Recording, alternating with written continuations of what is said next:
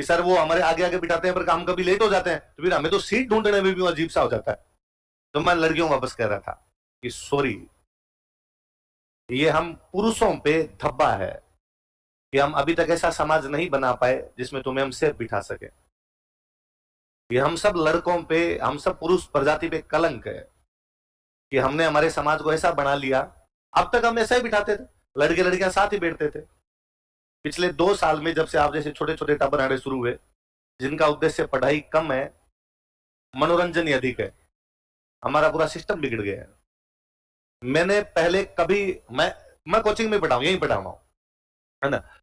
2000 और सारे टीचर, हम जितने टीचर आते हैं सारे के सारे यहीं दिलीप सर के स्टूडेंट है, सारे के सारे यहीं पढ़े हुए। मैं, विजय सर, आगे मैम आएंगे, नरेंद्र सर आएंगे, अभिषेक जी, विकास जी, शिवेंद्र जी, हम सारे के सारे स्टूडेंट है सर के यहाँ पे।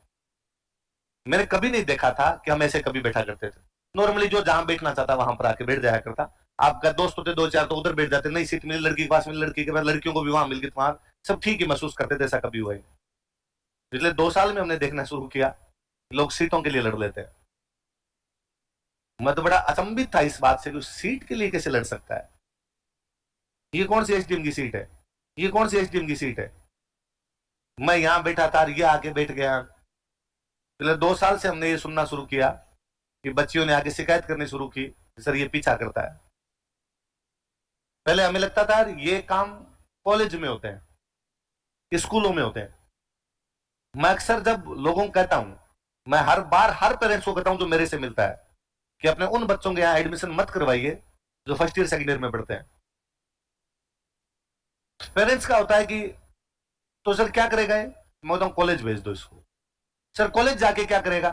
हालांकि मैं पेरेंट्स को कह नहीं पाता, पर मैं कहना चाहता हूं कि आप सोच रहे होंगे कॉलेज जाके पढ़ेगा नहीं, विश्वास कीजिए हाँ वो सेम काम करेगा जो इसको कॉलेज में करना है। उम्र वही है इसकी। आप पैसे दे सकते हैं, इसने भी इधर उधर सुना होगा 4 लोगों से कि पढ़ना है पढ़ना है पढ़ना है, इसलिए 10 एक दिन ये पढ़ भी लेगा। हमारा तो काम ही पढ़ाना, तो हम पढ़ा भी देंगे, पर इसके मन में हार्मोन्स वही रहेंगे।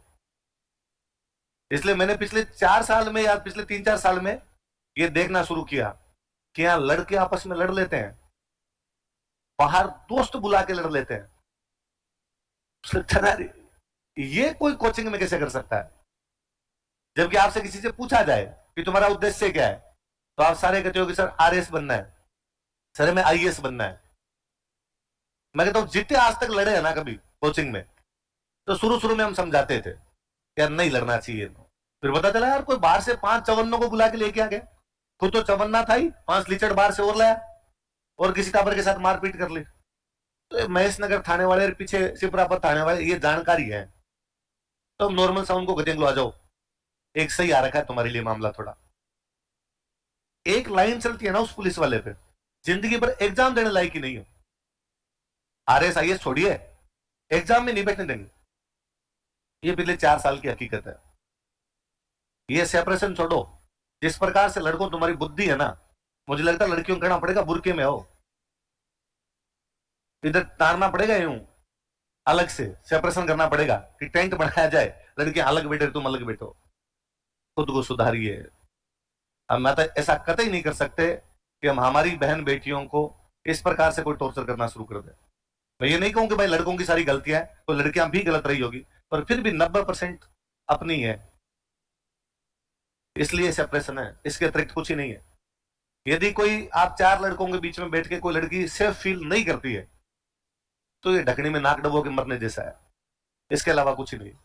यदि कोई लड़की, कई बार होता है क्या जब अलग अलग बैठते हैं कि पीछे कोई लड़की आगे बैठ गई, तो कई बच्चियों ने तो उनसे तो मेरे क्या बोले, मैं उनसे सबसे 10-12 साल बड़ा हूं, जरा आपसे तो बताया नहीं जाता, उनको पता आगे लड़की बैठी है, उसके बावजूद वो पीछे ऐसी अजीब अजीब बातें करते हैं जो सुनी भी नहीं जा सकती। फिर कैसे बिठाया जाए बीच में। अंदर टटोलिए, बुरा जो देखन मैं चलान, बुरा न मिलिया कोई, जो दिल देखा आपना मुझसे बुरा ना। हम ये नहीं करना चाहते।